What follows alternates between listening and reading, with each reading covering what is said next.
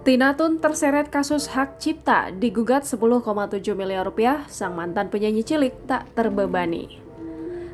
Mantan penyanyi cilik sekaligus politisi Tina Tun tengah terseret kasus dugaan pelanggaran hak cipta, ia bahkan digugat hingga 10,7 miliar rupiah. Pengacara Tina Tun, Jeffrey Martono mengungkapkan kliennya tak terbebani soal gugatan hak cipta yang diajukan Engkan Herikan.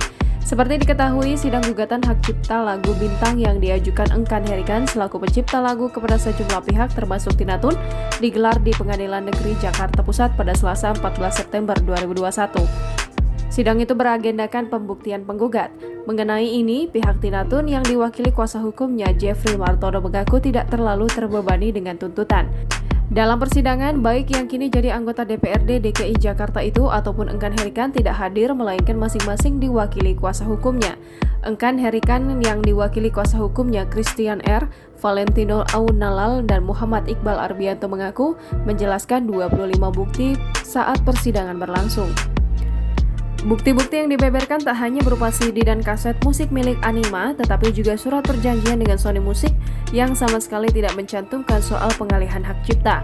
Sementara itu, sidang selanjutnya akan digelar 2 minggu kemudian dengan agenda pembuktian dari pihak tergugat. Setelah itu, sidang akan berlanjut dengan pemanggilan para saksi.